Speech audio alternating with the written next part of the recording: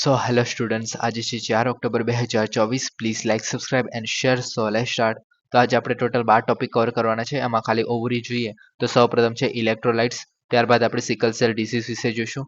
500 એપેચર spherical telescope જે China દ્વારા વિકસાવવામાં આવ્યું છે. અલ્ઝાઇમર રોગ, અન્નાપ દર્પણ પ્રોજેક્ટ, પછી પામ ઓઇલ માટેનું એક મિશન છે. ને ત્યારબાદ જે 10 જૂથની સમિતિ છે અને બીજા 4-5 ટોપિક છે આવા જેમ કે mineral security finance network. Okay, તો આના વિશે વાત કરશો આજે. ઓકે, હવે શરૂઆત કરીએ. તો સૌપ્રથમ છે ઇલેક્ટ્રોલાઇટ્સ. તો સંશોધકોએ તાજેતરમાં ઉચ્ચ વાહકતા, ફોર્મેટેબિલિટી અને જે ઇલેક્ટ્રોકેમિકલ સ્થિરતા છે એના સાથે ઇલેક્ટ્રોલાઇટ્સ વિકસાવી રહ્યા છે. ઓકે, હવે સૌપ્રથમ ઇલેક્ટ્રોલાઇટ્સ એટલે શું?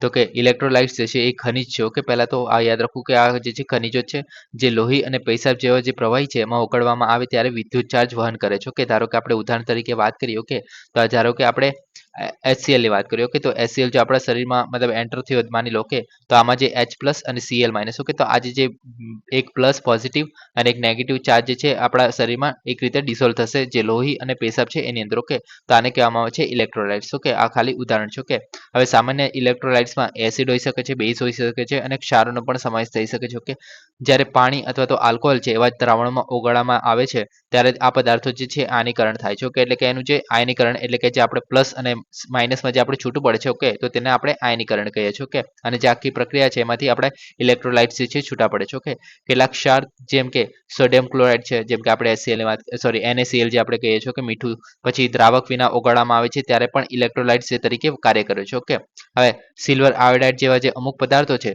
તેમની નક્કર સ્થિતિમાં પણ ઇલેક્ટ્રોલાઇટ્સ હોઈ શકે છે. ઓકે, કેમ કે આપણે શું કહેવાય એક રીતે અસ્થિર હોય તો પણ એ જે છે આપણે ઇલેક્ટ્રોલાઇટ્સ તરીકે વર્તી શકે છે. ઓકે, હવે મેન ઇલેક્ટ્રોલાઇટ્સની જો વાત કરીએ બોડી ફ્લુઇડમાં. ઓકે, તો આપણે બોડીમાં કયા કયા મેન આપણે ઇલેક્ટ્રોલાઇટ્સ છે? તો કે સોડિયમ છે, ક્લોરિન છે, મેગ્નેશિયમ છે, કેલ્શિયમ છે અને પોટેશિયમ છે. તો આટલા 5 જે છે આપણા શરીરમાં મહત્વના છે. ઓકે, એ શું કામ કરે છે એના વિશે પણ જોઈશું. ઇલેક્ટ્રોલાઇટ્સ કેમ બોડી માટે જરૂરી છે. ઓકે, હવે સ્ત્રોતો જોઈએ તો શરીર જે છે કુદરતી રીતે ઇલેક્ટ્રોલાઇટ્સ ઉત્પન્ન કરે છે અને તે ખોરાક અને પીણા અને પૂરકમાંથી પણ મેળવી શકાય છે. ઓકે, એટલે કે ખોરાક અને પીણામાંથી તો મળી શકે છે, પણ અત્યારે તમને ખ્યાલ હોય તો એક બ્લેક કલરની જે બોટલ આવે છે. ઓકે, જેમાં પાણી જ હોય છે એકચ્યુઅલીમાં, પણ એ જે છે ઇલેક્ટ્રોલાઇટ્સ યુક્ત હોય છે અને અલગથી પણ ડ્રિંક્સ આવે છે જે એક દાવો કરતા હોય છે કે એવા પીણામાં જે છે ઇલેક્ટ્રોલાઇટ્સ હોય છે. ઓકે, આપણે મોસ્ટલી જે સેલિબ્રિટીઝ ને એવા બધા છે ઇલેક્ટ્રોલાઇટ્સનો યુઝ કરતા હોય છે, મતલબ પીણાનો જે છે આવા બધા એડવર્ટાઇઝમેન્ટ કરતા હોય છે. ઓકે, કાર્યની જો વાત કરીએ તો લોહી, પેશી, પેશાબ અને જે શરીરની અન્ય પ્રવાહી છે એમાં ઇલેક્ટ્રોલાઇટ્સ આના માટે નિર્ણાયક છે. શેના માટે?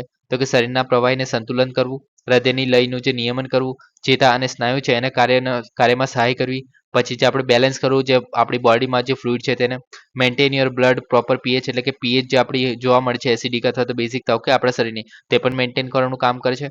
કેરી electric signals from the nervous or to muscles એટલે કે આપણી જે નર્વ સિસ્ટમ છે. ઓકે, જે આપણે એક રીતે સંવેદનશીલ જે આપણું મગજ છે. ઓકે, તો એનામાંથી આપણે જે મસલ સુધી જે આપણે મતલબ જે નર્વ સિસ્ટમ જે આપણે કહે છે તો તેને સંચાલન કરવાનું કાર્ય કરે છે. ઓકે, હવે અસંતુલનની વાત કરીએ તો ઇલેક્ટ્રોલાઇટ જે છે અસંતુલન થાય ત્યારે ચોક્કસ ખનિજો ખૂબ જ વધારે અથવા તો ખૂબ જ ઓછા. ઓકે, તો ત્યારે જે છે આ અસંતુલન ઉત્પન્ન થાય છે. ઓકે, તેમાં શું થાય છે તો કે આરોગ્ય સમસ્યાઓને એક કિડની રોગ તરીકે સૂચવીએ છીએ. ઓકે, એટલે કે આની અંદર કિડની રોગ થઈ શકે છે જો વધારે ઓછું થાય તો. ઓકે, પરીક્ષણની વાત કરીએ તો ઇલેક્ટ્રોલાઇટ્સ પેનલ એ જે છે રક્ત પરીક્ષણ છે જેનો ઉપયોગ ઇલેક્ટ્રોલાઇટ્સના સ્તરને માપવા માટે થાય છે. તો આ જે છે ઇલેક્ટ્રોલાઇટ પેનલ જે છે એ રક્ત પરીક્ષણ છે જેની અંદર આપણે ઇલેક્ટ્રોલાઇટના સ્તરને માપવા માટે આ હેલ્પફુલ બને છે. ઓકે, તો આ તમે યાદ રાખી શકો છો. ઓકે, હવે આગળ ઇલેક્ટ્રોલાઇટ્સની જો વાત કરીએ તો સ્ટ્રોંગ ઇલેક્ટ્રોલાઇટ્સ જોવા મળે છે, વીક ઇલેક્ટ્રોલાઇટ્સ જોવા મળે છે અને નોન ઇલેક્ટ્રોલાઇટ્સ જોવા મળે છે. ઓકે, હવે સ્ટ્રોંગ ઇલેક્ટ્રોલાઇટ્સની વાત કરીએ તો જેમ કે સોડિયમ હાઇડ્રોક્સાઇડ છે, સોડિયમ ક્લોરાઇડ છે. ઓકે, NaCl જે આપણે કહે છે, હાઇડ્રોક્લોરિક એસિડ છે જે આપણે HCl કીધું. ઓકે, જેમાં આપણને ખબર પડી કે H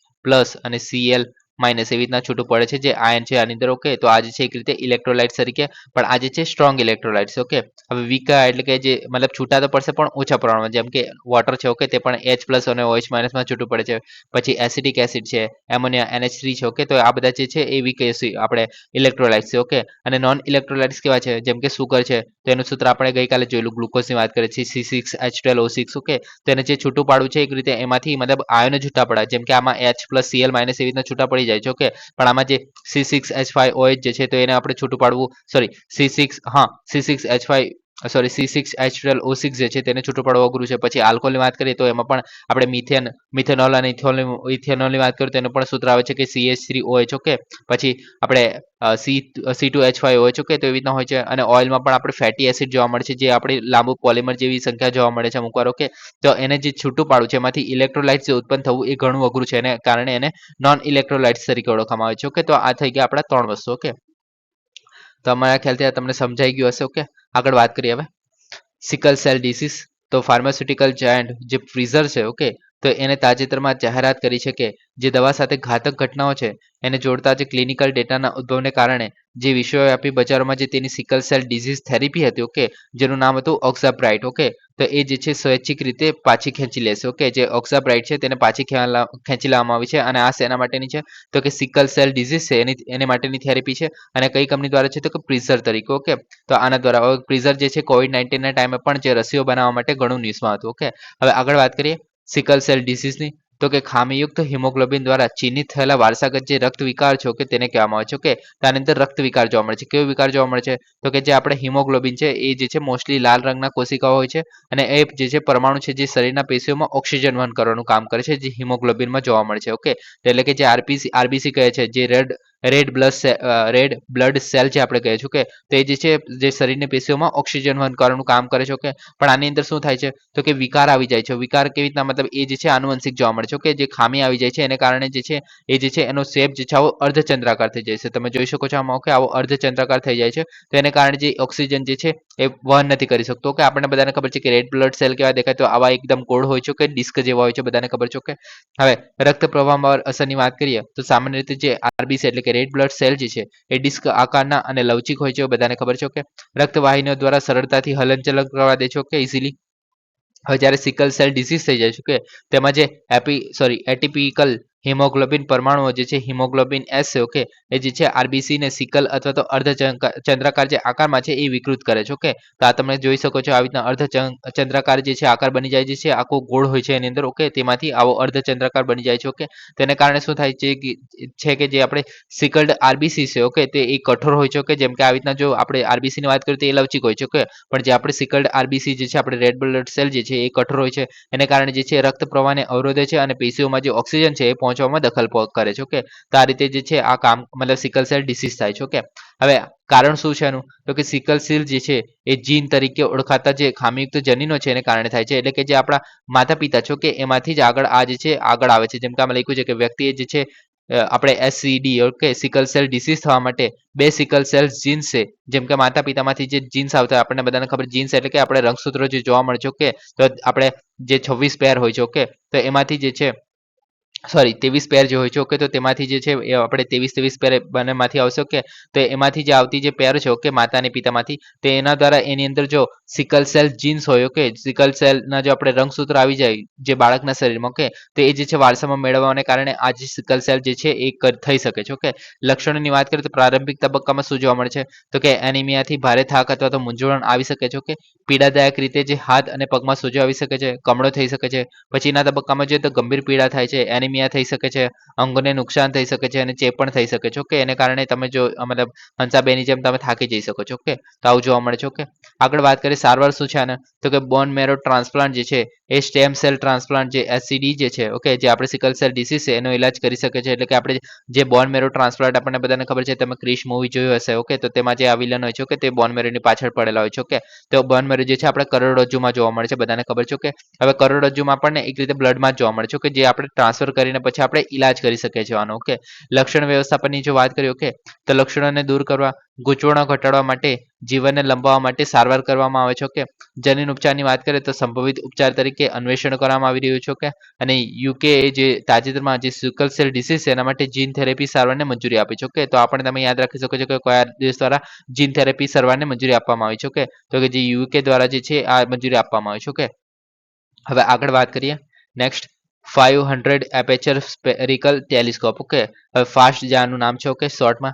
હવે ચીને જે 500 એપેચર સ્ફેરિકલ ટેલિસ્કોપ છે એની ક્ષમતાઓને વધારવા માટે બાંધકામના બીજા તબક્કાની શરૂઆત કરી છે. ઓકે, પહેલા તો આ ટેલિસ્કોપ જે છે આવું નોર્મલી આપણે ખબર છે કે ટેલિસ્કોપ આવા દેખાતો હોય છે, પણ આ જે ટેલિસ્કોપ છે આવું કંઈ દેખાય છે. ઓકે, અર્ધ ગોળાકાર છે. ઓકે, તમે જોઈ શકો છો. ઓકે, હવે આની અંદર સ્થાન ક્યાં છે પહેલા તો કે ગુઈઝોગ ગુઇઝોઉ પ્રાંત જે ચીનમાં આવેલું છે કે ત્યાં છે. ઓકે, મહત્વ જોઈએ તો વિશ્વનું સૌથી મોટું અને સૌથી સંવેદનશીલ રેડિયો ટેલિસ્કોપ છે આ. ઓકે, ને 30 ફૂટબોલના ક્ષેત્રોને સમકક્ષ પ્રાપ્ત વિસ્તાર છે. ઓકે, એટલે કે 30 ફૂટબોલને આપણે આવરી લઈએ એટલો વિસ્તાર જોવા મળે છે આની અંદર, અને 500 મીટરનો વ્યાસ છે. ઓકે, તો તમે એક રીતે યાદ રાખી શકો છો. ઓકે, હવે આગળ વાત કરીએ તો વૈજ્ઞાનિક લક્ષ્યો, તો તટસ્થ હાઇડ્રોજન શોધવાનું છે આની અંદર. ઓકે, એટલે કે બ્રહ્માંડની જે ધાર પર જે તટસ્થ આપણે ન્યુટ્રોન જે આપણે કહીએ છીએ ન્યુટ્રલ હાઇડ્રોજનની શોધ કરવાની છે. કે અને પ્રારંભિક બ્રહ્માંડની જે છબીઓ છે એનું પુનઃનિર્માણ કરવાનું છે. કે એટલે આપણે બ્રહ્માંડની આપણે શરૂઆત કેવી રીતના થઈ તો તેનું પુનઃનિર્માણ કરવાનું છે. કે પછી પલ્સર ટાઈમિંગ એરે છે એ સ્થાપિત કરવાનું છે. હવે પલ્સર એટલે પલ્સર ગાડીને. ઓકે, પલ્સર એટલે કે આપણા જે અવકાશમાં જોવા મળતા જે પલ્સર છે, ખડકો છે. ઓકે, તો તેને વાત કરવામાં આવે છે.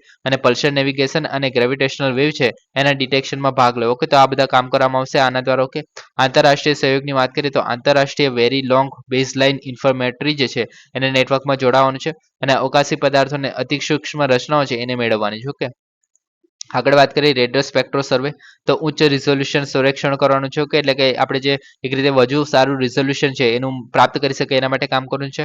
નબળા જગ્યાએ સંકેતોને શોધવાનું છે કે જે આ જગ્યાએ મતલબ સિગ્નલ આપણને આવરી મતલબ પહોંચતા ન હોય. જેમ કે આપણે જો પ્લુટોથી આપણે સિગ્નલ મોકલવું હોય તો તેને આપણે પકડી ના શકીએ, તો એને આપણે પકડવાની વાત કરવામાં આવી રહી છે. ઓકે, પછી એક્સ્ટ્રા ટેરિટોરિયલ જે ઇન્ટેલિજન્સ એટલે કે એલિયન છે તેમની શોધ કરવાની છે. કે એમાં જે આપણે search for the extra territorial intelligence એ પહેલમાં ભાગ લેવાનો છે. ઓકે, અને ડેટા મેનેજમેન્ટની વાત કરીએ તો પર્થ ઓસ્ટ્રેલિયામાં જે ICRAR જે છે international centre for the radio astronomy, અને ESO જે યુરોપિયન સઘન ઓબ્ઝર્વેટરી છે. ઓકે, તો તેના પર વિકસિત ડેટા સિસ્ટમનો ઉપયોગ વિશાળ માત્રામાં જે જનરેટ થયેલા જે ડેટા છે એને હેન્ડલ કરવા માટે કરે છે. ઓકે, તો આ થઈ ગયું આપણું જે ટેલિસ્કોપ છે. ઓકે, જે ચાઇના દ્વારા વિકસાવવામાં આવ્યું છે. ઓકે, હવે નેક્સ્ટ વાત કરીએ અલ્ઝાઇમર રોગ.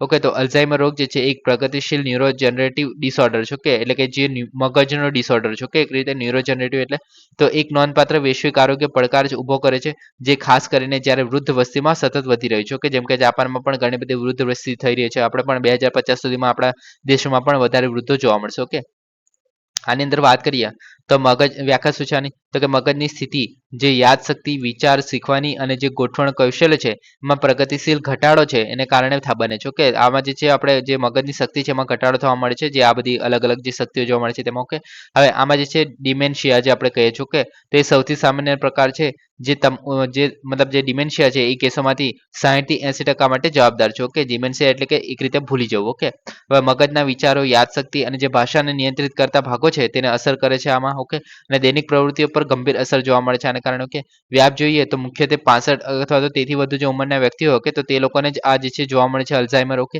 ને માત્ર 10% જે આપણે કેસ છે એ જે છે 65 વર્ષથી નાની ઉંમરમાં લોકોમાં જોવા મળે છે. ઓકે, આગળ વાત કરીએ તો કારણ શું હોઈ શકે છે કે જે ચોક્કસ કારણ જે છે એ સંપૂર્ણપણે સમજી શકાય નથી આના માટેનું. કે આનુવંશિક, પર્યાવરણીય અને જે જીવનશૈલી છે એના પરિબળોથી પ્રભાવિત હોવાનું માનવામાં આવે છે આની અંદર. ઓકે, લક્ષણોની જો વાત કરીએ તો પ્રારંભિક ચિહ્નોમાં જે તાજેતરની ઘટનાઓ છે અથવા તો વાર્તાલાપ છે જે ભૂલી જવાનો સમાવેશ થાય છે. એટલે કે જે આપણે રોજની જે આપણી વસ્તુઓ છે તેને પણ ભૂલી જવાની ઘટનાઓ જોવા મળે છે આની અંદર. ઓકે, યાદશક્તિની ગંભીર સમસ્યાઓ અને રોજિંદા કાર્યો છે એ કરવામાં પણ ક્ષમતા ગુમાવવાની પ્રગતિ જોવા મળે છે. એટલે કે ધીમે ધીમે ક્ષમતા ગુમાવી દે છે રોજ બરોજની જે કાર્ય કરવાની ક્ષમતા હોય છે તેને પણ. ઓકે, સારવાર જોઈએ તો હાલમાં કોઈ પણ પ્રકારનો ઈલાજ નથી આના માટે. ઓકે, અને અમુક દવાઓ અને ઉપચાર છે અસ્થાયી રૂપે લક્ષણોનું સંચાલન કરવામાં પણ માટે મદદ કરે છે. ઓકે, એટલે કે અલગ અલગ જે લક્ષણો જોવા મળે છે તેની આની અંદર ટેકલ કરવામાં આવે છે એક એક કરીને. ઓકે, હવે આગળ વાત કરીએ અન્ના દર્પણ પ્રોજેક્ટ. તો તાજેતરમાં ફૂડ કોર્પોરેશન ઓફ ઇન્ડિયાએ તેના ડિજિટલ ટ્રાન્સફોર્મેશન પ્રોજેક્ટના અન્ન દર્પણ માટે કોર્ફોજ લિમિટેડને સિસ્ટમ ઇન્ટિગ્રેટર તરીકે પસંદ કર્યું છે. ઓકે, હવે આના વિશે વાત કરીએ તો વિવિધ સ્તરો પર જે સપ્લાય ચેઇન છે એને મેનેજમેન્ટ સિસ્ટમને સુવ્યવસ્થિત અને વધારવા માટે જે છે આનો ઉદ્દેશ્ય જે અન્ન દર્પણ પ્રોજેક્ટ છે તેનો. ઓકે, હવે સિસ્ટમ ડિઝાઇન કરવામાં આવી છે આની અંદર શું છે તો કે ઇન્ટરેક્ટિવ અને વપરાશકર્તાનું જે મૈત્રીપૂર્ણ યુઝર ઇન્ટરફેસ છે એને સાથે કાર્યક્ષમતા અને ઉત્પાદકતામાં સુધારો કરવાનો છે. એટલે કે જે આપણે જે ફૂડ આપણે ડિસ્ટ્રીબ્યુટ કરીએ છીએ. ઓકે, અને જે એની ઉત્પાદકતામાં સુધારો કરવાનો છે તો એના વિશે વાત કરવામાં આવે છે એની અંદર. ઓકે, વ્યૂહાત્મક અને જે ઓપરેશનલ નિર્ણયો છે એના માટે ડેટા એનાલિટિક્સનો ઉપયોગ કરીને ડેટા આધારિત જે નિર્ણય છે એ લેવાને સક્ષમ કરે છે. ઓકે, એટલે કે આની અંદર જેટલા પણ આપણે મતલબ ડિસ્ટ્રીબ્યુશન કરીએ છીએ જેમ કે આપણે એક રીતે વાત કરીએ કે જે આપણે પબ્લિક ડિસ્ટ્રીબ્યુશન સિસ્ટમ છે, ઓકે, તો એના જે ડેટા છે એનો ઉપયોગ કરીને પછી જો કોઈ મહત્વનો જે આપણે નિર્ણય લેવો હોય, ઓકે, તો તેના સોલ્યુશન માટે જે ઘણા બધા ડેટા જે છે એનો ઉપયોગ કરવામાં આવશે આની અંદર, ઓકે, મતલબ જે ડેટા આપણે ઓલરેડી જે કરી રહ્યા છો કે કામ કરી લીધું છે, ઓકે, તેના આધારે, ઓકે. હવે આંતરિક અને બાહ્ય સિસ્ટમો સાથે સંકલિત કરવાનું છે, એટલે કે કોઈ પણ સમયે ગમે ત્યાં સુલભતા માટે મોબાઈલ પ્રથમ જે અભિગમ છે એને પ્રાધાન્યતા આપવાની છે આની અંદર, ઓકે. આગળ વાત કરીએ જવાબદારી શું છે, તો કે કોર્ફોજ સિસ્ટમ છે એની એન્ડ ટુ એન્ડ ડિઝાઇન, વિકાસ, અમલીકરણ અને જે જાણો નીચેનું સંચાલન કરશે જે એફસીઆઈ છે. તો કે ટેકનોલોજીની જો વાત કરીએ તો નવીનતમ ટેકનોલોજી અને અત્યાધુનિક જે આઈટી વાતાવરણનો ઉપયોગ કરવાનો છે. સિસ્ટમને હોસ્ટ કરવા માટે જે ક્લાઉડ આધારિત પ્લેટફોર્મ બનાવવાનું છે. હવે ક્લાઉડ આધારિત પ્લેટફોર્મ વિશે તમને ખ્યાલ જ હશે કે જે આપણે અલગ અલગ જો મતલબ આપણે કોઈ દૂરથી આપણે મતલબ કોઈ આપણે સ્પેસિફિક ધારો કે દિલ્હીમાં કોઈ એફસીઆઈનો આપણે સેન્ટર માની લઈએ છીએ, ઓકે.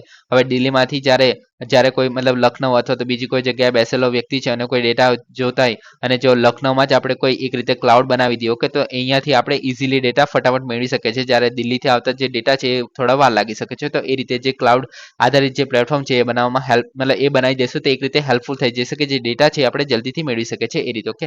જે આપણે લેટન્સી છે, ઓકે, તો તે આપણે ઘટાડી શકીએ છીએ, ઓકે. હવે માઇક્રો સર્વિસીસ વચ્ચે જે સીમલેસ કોમ્યુનિકેશનની સુવિધા માટે સર્વિસ મેશ આર્કિટેક્ચરનો સમાવેશ કરવો, ઓકે. હવે પ્રોજેક્ટ તબક્કાની વાત કરીએ તો જરૂરિયાતોને એકત્રીકરણ, વિશ્લેષણ અને દસ્તાવેજીકરણ કરવામાં આવશે, ઓકે. તો જે કોર્ફોજ છે એ એફસીઆઈની કામગીરીમાં વ્યાપક દ્રશ્યતા પ્રાપ્ત કરશે, ઓકે.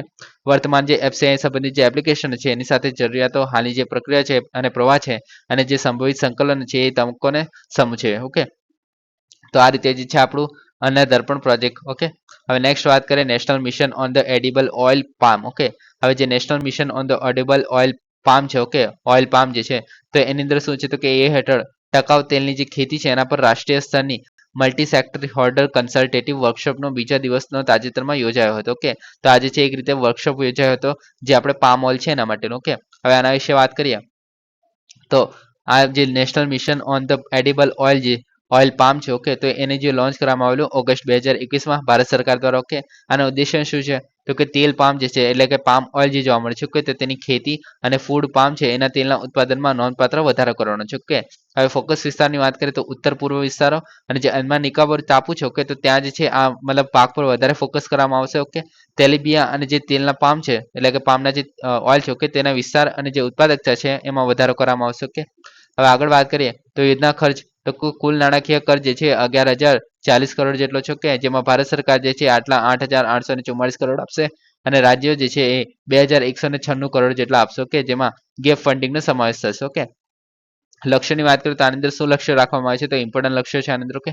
જેમ કે વિસ્તાર વિસ્તરણ તો કે જે તેલ મતલબ પામ ઓઇલ જે છે એના વિસ્તાર જે મતલબ 3.5 લાખથી હેક્ટર છે જે 2019-20માં હતું તેનાથી વધારીને 2025-26માં 10 લાખ હેક્ટર સુધી કરવાનું છે, એટલે કે 6.50 લાખ હેક્ટર સુધી વધારવાનું છે, ઓકે. ઉત્પાદનની વાત કરીએ તો જે ફ્રૂડ પામ ઓઇલ છે, ઓકે, ક્રૂડ પામ ઓઇલ જે છે એના ઉત્પાદનમાં 0.27 લાખ ટન જે 2019-20માં હતું તેનાથી વધારીને 2025-26 સુધીમાં 11.20 લાખ ટન જેટલું કરવાનું છે. અને ગ્રાહક જાગૃતિની વાત કરીએ તો 2025-26 સુધીમાં 19 કિગ્રા પ્રતિ વ્યક્તિ પ્રતિ વાર્ષિક વપરાશ સ્તર જાળવી રાખવાનું છે, ઓકે. એટલે કે આપણે 2025 સુધીમાં પર દરેક વ્યક્તિ જે છે એક વર્ષમાં 19 કિગ્રા જેટલું જે છે વાપરતું હોવું જોઈએ જે પામ ઓઇલ છે તે, ઓકે. તો એના માટે જાગૃત કરવાના છે લોકોને, ઓકે. આગળ વાત કરીએ અમલીકરણના હિતધારકો તો કે રાજ્ય અને કૃષિ વિભાગો છે, રાજ્યના બાગાયતી વિભાગો છે, સેન્ટ્રલ યુનિવર્સિટી છે, ઓકે. પછી આઈસીઆર સંસ્થાઓ છે, પછી અલગ અલગ જે સંસ્થાઓ છે, ઓકે. તો આ બધી એજન્સીઓ જોવા મળે છે આની અંદર, કે જે અમલીકરણ કરશે આના માટે કામ કરશે, ઓકે. આગળ જે વિશેષતાઓની વાત કરીએ તો જે 4 વર્ષના સહગર્ભા જે સમયગાળો છે એની અંદર જે આપણે આંતરખેડ માટે વાવેતર સામગ્રી અને જે ઇનપુટ છે એના માટે સહાય કરશે, જાળવણીનો આધાર આપશે, બીજ બગીચા અને નર્સરીની સ્થાપના કરશે, સૂક્ષ્મ સિંચાઈ, બોર, કુવા, પંપસેટ, જળ સંચયની રચના, એટલે કે આની અંદર જેટલું પણ આપણે ખેતી માટે જેટલું લાગતું હોય જેમ કે જૂના તેમના પામ બગીચા છે તેનું પુનઃરોપણ કરવું તો ત્યાં સુધી જે છે આ બધું કામ કરવામાં આવશે પામ ઓઇલના નિકાસ વધારવા માટે, ઓકે. હવે નેક્સ્ટ વાત કરીએ 10 એટલે કે C10 જે જૂથ છે એની સમિતિ, ઓકે. તો ભારતીય વિદેશ મંત્રીએ C10 અને જે L69 જૂથ છે, ઓકે, તેની પ્રથમ સંયુક્ત મંત્રી સ્તરીય બેઠકમાં ભાગ લીધો હતો, ઓકે. હવે આફ્રિકા, લેટિન અમેરિકા, કેરેબિયન જે સ્પેસિફિક ટાપુ રાજ્યો અને જે એશિયાના દેશો છે આની અંદર સમાવેશ થાય છે જે L69 ગ્રુપ છે એમાં ભારત પણ સભ્ય છે, ઓકે. C10 ગ્રુપ તો ઉત્પત્તિ જે નાણાં અને સેન્ટ્રલ બેંક ગવર્નરો છે એના 10 આફ્રિકન જે પ્રધાનો છે એની સમિતિ દ્વારા મતલબ સમિતિ છે C10 જે 2008માં બનાવવામાં આવેલી. ઓકે, સભ્યની વાત કરીએ તો આની અંદર અલ્જેરિયા છે, બોત્સવાના છે, તો આ યાદ રાખવાની જરૂર નથી એક રીતે. ઓકે, આ દેશની વાત કરીએ તો આંતરરાષ્ટ્રીય નાણાકીય સંસ્થાઓ છે એના જે શાસનમાં ઉન્નત આફ્રિકન જે ભાગીદારી છે એની હિમાયત કરી. ઓકે, તો એના માટે જે C10 ગ્રુપ જોવા મળે છે. ઓકે, નેક્સ્ટ વાત કરીએ મિનરલ સિક્યોરિટી ફાઇનાન્સ નેટવર્ક. તો તાજેતરમાં ભારત સત્તાવાર રીતે યુએસએની જે આગેવાની હેઠળ મિનરલ સિક્યોરિટી ફાઇનાન્સ નેટવર્કમાં જોડાયું છે. ઓકે, તો આ તમે યાદ રાખી શકો છો કે કોની છે, તો કે યુએસએની છે. ઓકે, આગળ વાત કરીએ મિનરલ સિક્યોરિટી ફાઇનાન્સ નેટવર્કની, તો મિનરલ સિક્યોરિટી પાર્ટનરશિપ છે એમાંથી ઉભરીને નવી એક પહેલ છે, એટલે કે જે મિનરલ સિક્યોરિટી પાર્ટનરશિપ હતી. ઓકે, તેની અંદર જ આ એક નવી પહેલ છે. ઓકે, જે નિર્ણાયક ખનિજના પુરવઠાની શૃંખલાઓને સુરક્ષિત કરવા માટે જે વૈશ્વિક સહકાર છે એને મજબૂત બનાવવાનો હેતુ છે. ઓકે, જે આપણે નિર્ણાયક ખનિજની વાત કરીએ એટલે કે જે એકદમ જરૂરી છે. ઓકે, આપણે જે એક રીતે સ્ટ્રેટેજિકલી ઇમ્પોર્ટન્ટ જે ખનિજ છે. ઓકે, તો એની વાત કરવામાં આવે છે. હવે જેમ કે આપણે જે લિથિયમની વાત કરીએ છીએ. ઓકે, કોલ છે, તો એવા બધા જે છે એક રીતે ઇમ્પોર્ટન્ટ જે આપણે કહી શકીએ મિનરલ્સ. ઓકે, તો એના જે આપણે પુરવઠો છે એ બધા પાસે મતલબ એની જે શૃંખલા છે, જેમ કે આપણે અમુક વસ્તુ માટે જેમ કે આફ્રિકા પર મતલબ એક રીતે ડિપેન્ડન્ટ રહીએ છીએ. ઓકે, તો એ જે છે બીજી કઈ જગ્યાથી આપણે અવેલેબલ કરાવી શકીએ છીએ. ઓકે, તો એ રીતે એનું જે છે કામ કરે છે. ઓકે, હવે મુખ્ય લક્ષણોની વાત કરીએ તો ઇન્ડો પેસિફિક ક્ષેત્ર છે અને યુરોપમાંથી જે સંસ્થાઓ છે તેને એક સાથે લાવે છે. ઓકે, અને સરકાર માહિતી વિનિમય અને જે સહજ ધિરાણ છે. ઓકે, તેને પ્રોત્સાહન આપવાનું કાર્ય કરે છે. ઓકે, સભ્ય દેશોની વાત કરીએ તો 13 દેશો અને યુરોપિયન કમિશનનો આની અંદર સમાવેશ થાય છે. ઓકે, જેમ કે આની અંદર કયા કયા દેશો, United State of America, Australia, Canada, Estonia, Finland, France, Germany, Bharat, Italy, Japan, Korea પ્રજાસત્તાક, Norway, Sweden, United Kingdom, European Union અને યુરોપિયન કમિશન છે એના દ્વારા રજૂ થાય છે. કે ભારતમાં માટે મહત્વની વાત કરીએ તો ભારત જે છે તેના નિર્ણાયક ખનિજોના પુરવઠાને વિવિધીકરણ અને સુરક્ષિત કરવામાં મદદ કરશે. ઓકે, હવે નિર્ણાયક ખનિજોના પુરવઠાની વાત કરતા આપણે જે લિથિયમ જ કહે છે કે તે મતલબ લિથિયમ જે છે એક રીતે બેટરી માટે જરૂરી છે. ઓકે, તેને કારણે ભારતનું જે લિથિયમ છે, ઓકે, ભારતમાં જે લિથિયમના આપણે એક રીતે સ્ત્રોતો તો મળી આવે છે. ઓકે, પણ જેટલા જરૂરી છે એટલા નથી. ઓકે, તો એને કારણે આપણે બહારથી આપણે આયાત કરીએ છીએ, જેમ કે આર્જેન્ટિના છે, ચીલી છે, ઓસ્ટ્રેલિયા છે. ઓકે, આફ્રિકન દેશો છે. ઓકે, તો તેની પાસેથી કઝાકિસ્તાન છે. ઓકે, તો એવા બધા દેશો પાછળ તે આપણે અલગ અલગ જે મિનરલ્સ છે તે આપણે મંગાવે છે. ઓકે, તો આની અંદર આપણે જોડાવાથી જે છે એવા જે પુરવઠો છે કે ખનિજનો, ઓકે, તો તેને આપણે વૈવિધ્યકરણથી અને સુરક્ષિત રીતે હેલ્પ મળશે. ઓકે, ભારતને આ રીતે. ઓકે, આગળ વાત કરીએ મિનરલ સિક્યોરિટી પાર્ટનરશિપની. ઓકે, તેની સ્થાપના 2022માં જે છે યુએસએ દ્વારા કરવામાં આવેલી. ઓકે, અને જૂન 2022માં યુએસએ અને મુખ્ય ભાગીદાર દેશો દ્વારા એની જાહેરાત કરવામાં આવેલી. ઓકે, લક્ષ્યની વાત કરીએ તો આની અંદર જે આર્થિક વિકાસને ટેકો આપવા માટે જે નિર્ણાયક ખનિજો છે. ઓકે, તેના ઉત્પાદન પ્રક્રિયાને રિસાયકલ કરવામાં તેની ખાતરી કરે છે. ઓકે, એટલે કે તેની આપણે જે ખનિજોનું ઉત્પાદન છે એની પ્રક્રિયા કરવામાં આવે છે અને જેનું રિસાયકલ છે. ઓકે, તો તેના અંદર ખાતરી કરવામાં આવે છે. ઓકે, આની અંદર ખનિજો સપ્લાયની ચેન્સ પર ધ્યાન કેન્દ્રિત કરે છે, જેમ કે કોબાલ્ટ થઈ ગયું, નિકલ થઈ ગયું, લિથિયમ થઈ ગયું. ઓકે, અને બીજા જે 17 જેટલા રેર અર્થ મિનરલ્સ આપણે કહીએ છીએ, તો તેની અંદર આની અંદર સમાવેશ કરવામાં આવે છે. ઓકે, હવે ભારતની સંડોવણીની વાત કરીએ તો ભારતે જૂન 2023માં જે આપણે મિનરલ સિક્યોરિટી પાર્ટનરશિપ છે. ઓકે, તો તેમાં સામેલ કરવામાં આવ્યું હતું. ઓકે, હવે નેક્સ્ટ વાત કરીએ મૃદુમલાઈ ટાઈગર રિઝર્વ વિશે. ઓકે, તો તાજેતરમાં જે મૃદુમલાઈ ટાઈગર રિઝર્વની અંદર હર્પેટોફાન જે છે એ સરીસૃપ અને ઉભયજીવીઓના સર્વેક્ષણમાં 33 સરીસૃપ અને 36 ઉભયજીવીઓને ઓળખ થઈ હતી. ઓકે, જે આ પ્રદેશમાં પ્રથમ વખત નોંધવામાં આવી છે. ઓકે, તો આ જે છે મતલબ પહેલી વખત નોંધવામાં આવેલી તેવી ઉભયજીવી અને સરીસૃપ જે ઉભયજીવો છે. ઓકે, તો તેના અંદર મળી આવે છે. ઓકે, હવે આની અંદર મુખ્ય આપણે સર્વેની વિશેષતાની વાત કરીએ તો ગંભીર રીતે ભયંકર પ્રજાતિ. ઓકે, જે આપણે એક રીતે જોખમમાં છે, જેમ કે માઇક્રીકસલસ સ્પેલ્યુક્યા. ઓકે, કેવ ડાન્સિંગ ફ્રોગ જે કહેવામાં આવે છે. ઓકે, પછી ઇન્ટ્રેનિયલ્સ નાઇટ ફ્રોગ કહેવામાં આવે છે. ઓકે, પછી અન્ય લુપ્તપ્રાય પ્રજાતિઓ જેમ કે સ્ટાર આઈસ બુશ ફ્રોગ, નીલગિરી બુશ દેડકા, નીલગિરી વાડ દેડકા. ઓકે, તો આ બધાનો સમાવેશ થાય છે. આની અંદર જે સર્વે છે એને યાદ રાખવાની જરૂર નથી એક રીતે. ઓકે, હવે નેક્સ્ટ વાત કરીએ મુદુમલાઈ ટાઈગર રિઝર્વ વિશે. ઓકે, તો તમિલનાડુ જે નીલગિરી જિલ્લામાં સ્થિત છે. ઓકે, તો આ યાદ રાખવાનું છે પહેલા તો કે નીલગિરી જિલ્લો છે ત્યાં સ્થિત છે. ઓકે, 3 રાજ્યના ત્રિજંક્શન પર જોવા મળે છે. જે નીલગિરી બાયોસ્ફિયર રિઝર્વ છે તો એ જે છે આપણે કર્ણાટક, કેરળ અને જે તમિલનાડુમાં આવેલ છે. ઓકે, નીલગિરી બાયોસ્ફિયર રિઝર્વનો જે છે ભાગ છે. ઓકે, ભારતનું પ્રથમ બાયોસ્ફિયર રિઝર્વ જે 1986માં જાહેર કરવામાં આવેલું. ઓકે, તો આ ઇમ્પોર્ટન્ટ યાદ રાખવું કે નીલગિરી બાયોસ્ફિયર રિઝર્વ છે તેને આપણે 1986માં પ્રથમ વખત જાહેર કરવામાં આવેલું. ઓકે, આગળ વાત કરીએ મધુમલાઈ ટાઈગર રિઝર્વની. ઓકે, તો પશ્ચિમમાં વાયનાડ વન્યજીવ જોવા મળે છે, જેમ કે આપણે અહીંયા થઈ ગયું આપણું મૃદુમલાઈ. ઓકે, અને આ જે છે આપણે વાયનાડ આપણે સેન્ચુરી જોવા મળે છે. Okay, Wayanad century. ઓકે, ઉત્તરમાં જે બાંદીપુર ટાઈગર રિઝર્વ જોવા મળે છે. ઓકે, આ થઈ ગયું આપણું બાંદીપુર ટાઈગર રિઝર્વ. પછી દક્ષિણ પૂર્વમાં જે નીલગિરી ઉત્તરનો ભાગ જોવા મળે છે, આ થઈ ગયું નીલગિરી નોર્થ. ઓકે, અને વાઘ અને એશિયન હાથી જે છે આની અંદર જોવા મળે છે મુખ્યત્વે. ઓકે, આગળ વાત કરીએ તો મૃદુમલાઈ છે એનો અર્થ શું થાય છે કે પ્રાચીન પર્વતમાળા એવો થાય છે. તો આ જે છે આ પ્રદેશનો જે ઇતિહાસ છે એ આશરે 65 મિલિયન જેટલો જૂનો છે. ઓકે, જ્યારે પશ્ચિમ ઘાટની રચનાની શરૂઆત થયેલી. ઓકે, અને જે સંસ્કૃત મહત્વની વાત કરીએ તો થિપકાંડુ એલિફન્ટ જે કેમ્પ છે તે ખાતે જે ઓસ્કાર વિજેતા ડોક્યુમેન્ટરી ધ એલિફન્ટ વિસ્પરર છે એનું ફિલ્માંકન સ્થળ છે. ઓકે, જે આપણે ગયા વર્ષે આપણને આ જે ઓસ્કાર એવોર્ડ મળેલો જે શોર્ટ ફિલ્મ હતી જે ધ એલિફન્ટ વિસ્પરર. ઓકે, તમને યાદ હોય તો. ઓકે, આગળ વાત કરીએ નીલગિરી બાયોસ્ફિયર રિઝર્વ વિશે.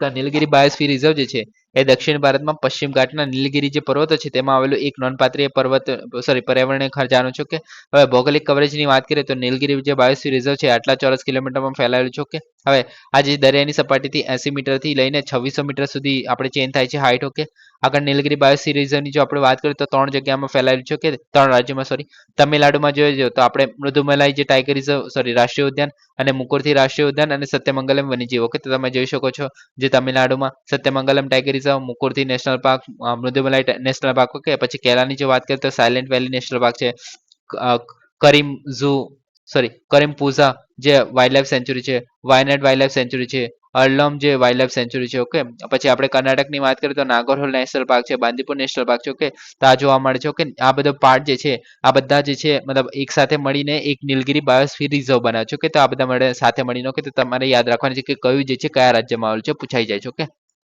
નેક્સ્ટ વાત કરીએ યુનેસ્કો માન્યતા. તો સપ્ટેમ્બર 1986માં જે યુનેસ્કો છે આ ઇકોસિસ્ટમને મેન્ડ એન્ડ બાયોસ્ફિયર પ્રોગ્રામ હેઠળ નીલગિરી બાયોસ્ફિયર રિઝર્વ તરીકે નિમણૂક કરવામાં આવેલું. આપણે આગળ જોયું કે 1966માં જે નીલગિરી બાયોસ્ફિયર રિઝર્વ તરીકે આને માન્યતા મળેલી. ઓકે, ભારતનું પ્રથમ અને અગ્રણી બાયોસ્ફિયર રિઝર્વ તરીકે ગૌરવ ધરાવે છે. ઓકે, આની અંદર બડાગાસ, ટોડા, કોલાસ, ઇલુરા, કુરુમ્બા, પાણીયા, આદિનિયા, એડાનાસ, ચેટીસ. ઓકે, તો એવા અલગ અલગ સમુદાયો જોવા મળે છે આદિવાસીઓ. ઓકે, વિયુક્ત શાસ્ત્રીની વાત કરીએ. ઓકે, તો નીલગિરી નામ જે છે એ તમિલ શબ્દ નીલમ પરથી ઉતરી આવે છે જેનો અર્થ થાય છે વાદળી. ઓકે, અને સંસ્કૃત શબ્દ ગિરી જે છે તેનો અર્થ થાય છે પર્વત. ઓકે, તો આ રીતે જે છે નીલગિરી એવું નામ છે. ઓકે, હવે આગળ જે દંતકથાની વાત કરતો કુરિંજીના ઝાડીઓના વાદળીની ફૂલો. ઓકે, તો એ જે છે નામની પ્રેરણા આપી છે આનાથી. ઓકે, હવે આગળ વાત કરીએ ઐતિહાસિક સંદર્ભ. તો 1970ના દાયકામાં જે નીલગિરી પર્વતમાળામાં આશરે 5670 ચોરસ કિલોમીટરના વિસ્તારને ભારતની જૈવ મંડળ અનામતની યાદીમાં સમાવેશ કરવામાં આવેલો. કે સૂચિત વિસ્તારમાં અલગ અલગ ઝોનનો સમાવેશ થાય છે જેમ કે વન સંવર્ધન, મુખ્ય કૃષિ અને પુનઃસ્થાપન. ઓકે,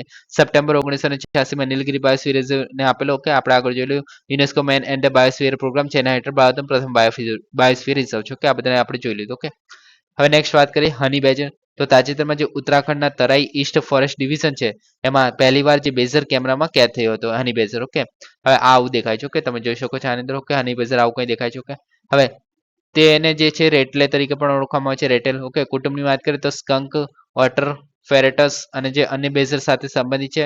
નીલ પરિવાર જે છે એની સાથે સંબંધ ધરાવે છે. કે લાક્ષણિકતાની વાત કરીએ તો સર્વભક્ષી અને નિશાચર સસ્તન પ્રાણી છે. કે હવે બૂરો ખોદવા એટલે કે ખાડો ખોદવા, આપણે ખાડોને એક રીતે ટનલ જે ખોદવા માટે ઉપયોગમાં લેવાતા જે શક્તિશાળી વળાંકવાળા પંજા છે એના માટે જાણીતું છે. તમે જોઈ શકો છો આના વળાંકવાળા પંજા છે. ઓકે, પછી વિવિધ આહાર જેમ કે નાના પ્રાણીઓ ફળ અને મધ જે છે એ ખાય છે. ઓકે, શિકારીથી બચવા માટે વળાંક અને વળવાની જે ક્ષમતા છે એને એકાંત પ્રકૃતિ છે આની. ઓકે, તો તમે મતલબ જે આપણે પેંગોલિન તરીકે ઓળખાતું જે પ્રાણી છે. ઓકે, તે પણ પોતે મતલબ બીજા પ્રાણીથી રક્ષા કરવા માટે જે પોતાનું કવચ છે તેની અંદર મતલબ ગોળ ગોળ ફરી જાય છે. તે મતલબ એને કારણે જે છે આખા કવચથી કવર થઈ જાય છે. ઓકે, તો હની બેજર પણ એવું જ કંઈ કરે છે. ઓકે, આગળ વાત કરીએ વિસ્તરણની. તો આફ્રિકા અને જે એશિયા ભાગોમાં જોવા મળે છે. કે ભારતમાં આ સમયે જે રેકોર્ડ કરવામાં આવેલ છે જેમ કે બેરઘટ્ટા જે નેશનલ પાર્ક છે કર્ણાટકનું, ચિલેકા લગુન ઓડિશા છે, તાડોબાદ અંધારી ટાઈગર રિઝર્વ જે મહારાષ્ટ્ર છે. ઓકે, તો અહીંયા જોવા મળે છે કે ઇકોલોજીકલ મહત્વ જોઈએ તો નાના પ્રાણીઓ અને જે જીવાતો છે એને શિકાર કરીને પર્યાવરણને સંતુલન જાળવવાનું કાર્ય કરે છે. ઓકે, તેમના ખોરાક અને કચરા દ્વારા જમીનને સમૃદ્ધ બનાવીને પોષક તત્વોની જે સાયકલિંગ છે એમાં યોગદાન આપે છે. ઓકે,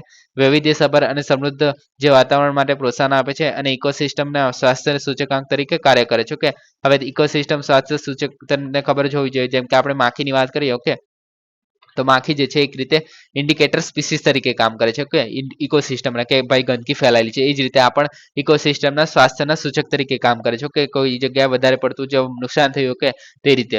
ઓકે, સંરક્ષણની સ્થિતિની વાત કરીએ તો IUCNની સૌથી ઊંચી ચિંતામાં રહેલું છે. ઓકે, હવે લિસ્ટ કન્સર્નમાં ઓકે વન્યજીવ સંરક્ષણ અધિનિયમ 1942 સોરી 1972 ની વાત કરીએ તો અનુસૂચિ વનમાં જોવા મળે છે. ઓકે, નેક્સ્ટ વાત કરીએ કુનો નેશનલ પાર્ક. ઓકે, તો ચોમાસાની ઋતુમાં લગભગ તેના અંતમાં કુનો નેશનલ પાર્ક ચિત્તાઓ માટે શિકારના આધારને વધારવા માટે આતુર છે. ઓકે, હવે કુનો નેશનલ પાર્કની જો આપણે વાત કરીએ તો શ્યોપુર જિલ્લામાં આવેલું છે મધ્યપ્રદેશમાં. ઓકે, બધાને ખબર છે. ઓકે, જે વિંધ્યની ટેકરીઓ પાસે છે. ઓકે, કુનો નદી પરથી નામ આપવામાં આવેલું છે, જે ચંબલ નદીની મુખ્ય ઉપનદી છે. ઓકે, આપણે થોડા દિવસ પહેલા ચંબલ નદીને એકદમ ડિટેલમાં જોઈ લઈએ. ઓકે, અને આ જે નદી છે ઓકે તો તેમાંથી વહે છે. ઓકે, જે આપણે કુનો નેશનલ પાર્ક છે એની અંદરથી. ઓકે, ઇતિહાસની વાત કરીએ તો શરૂઆતમાં જે વન્યજીવ અભયારણ્ય તરીકે એની સ્થાપના કરવામાં આવેલી. 2018માં રાષ્ટ્રીય ઉદ્યાનના દરજ્જો આપવામાં આવેલો. ઓકે, અને ભારતમાં જે ચિત્તા છે એના પરિચય માટે એક્શન પ્લાન જે છે એના હેઠળ પસંદ કરવામાં આવેલો. ઓકે, બધાને યાદ છે હશે કુનો નેશનલ પાર્કમાં આપણે ચિત્તા લાવવાના હતા બહારથી. ઓકે, કયા દેશમાંથી લાવવાના હતા તમારે કહેવાનું છે. ઓકે, આગળ વાત કરીએ વનસ્પતિની તો મુખ્યત્વે કેટલાક ખડકાળ જે પાકો ધરાવતા ઘાસનો પ્રદેશ જોવા મળે છે. કરડાઈ સલાઈ કેરના વૃક્ષો જોવા મળે છે. એના મિશ્ર જંગલો જોવા મળે છે. પ્રાણીમાં અલગ અલગ પ્રજાતિઓ જોવા મળે છે, જેમ કે જંગલી બિલાડી ભારતીય ચિત્તો, સ્લોથ રીંછ ભારતીય વરુ, પટ્ટાવાળી હાયના, પછી ગોલ્ડન શિયાળ, બંગાળ શિયાળ. ઓકે, તો આ બધા જોવા મળે છે. ઢોલ 120 થી વધુ પક્ષીઓની પ્રજાતિ પણ જોવા મળે છે. ઓકે, નેક્સ્ટ વાત કરીએ પ્રેસ્પા તળાવ. ઓકે, તો નિષ્ણાતોના મતે અલ્બેનિયામાં જે લિટલ પ્રેસ્પા તળાવ જે છે એ 450 હેક્ટરમાંથી ઓછામાં ઓછું 430 હેક્ટર સ્વેમ્પમાં ફેરવાઈ ગયું છે અથવા તો સુકાઈ ગયું છે. એટલે જે સ્વેમ્પમાં ફેરવાઈ રહ્યું છે એટલે કે એક રીતે પાણી જે છે સુકાઈ રહ્યું છે. ઓકે, હવે પ્રેસ્પા તળાવની વાત કરીએ તો યુરોપમાં સૌથી જૂના ટેક્ટોનિક સરોવરમાંનું એક છે. ઓકે, તમે જોઈ શકો છો અહીંયા છે. ઓકે, હવે જો ઇટલી છે. ઓકે, હવે આગળ વાત કરીએ તો ભૌગોલિક સ્થાન જોઈએ તો 3 મુખ્ય ભૂસ્તર શાસ્ત્રીય જે સમૂહ છે એના જંકશન પર આવેલ છે. એમાં પૂર્વમાં ગ્રેનાઇટ માસિફ છે, પશ્ચિમમાં જે કાર્સ્ટીટ માસિફ છે. ઓકે, અને દક્ષિણમાં સુવાગોરા છે. હવે પ્રદેશમાં સૌથી જૂના પેલેઝોઇક યુગથી યુવા જે નિયોજન યુગ છે. ઓકે, તેના સુધીના ખડકો જોવા મળે છે. ઓકે, રચનાની જો વાત કરીએ તો 2 તળાવનો સમાવેશ થાય છે આની અંદર. ઓકે, ગ્રેટ પ્રેસ્પા તળાવ જે અલ્બેનિયા, ગ્રીસ અને ઉત્તર મેસેડોનિયા છે એના દ્વારા વહેંચાયેલું છે. ઓકે, અને જે નાનું પ્રેસ્પા તળાવ છે. ઓકે, તે જે છે ગ્રીસમાં, અલ્બેનિયામાં દક્ષિણના છેડે આવેલું છે. ઓકે, પર્યાવરણની ચિંતાની વાત કરીએ તો વધુ તાપમાન એ જે છે થોડી હિમવર્ષાને અથવા તો હળવો શિયાળો કે એને કારણે જે છે પાણી સુકાઈ રહ્યું છે. ઓકે, અને વરસાદની જે અછતથી તળાવ પર નકારાત્મક અસર જોવા મળી છે. ઓકે, સો ગાઈસ આજ માટે આટલું જ છે. Please subscribe, like and share. Thank you for listening. જય હિન્દ, વંદે માતરમ.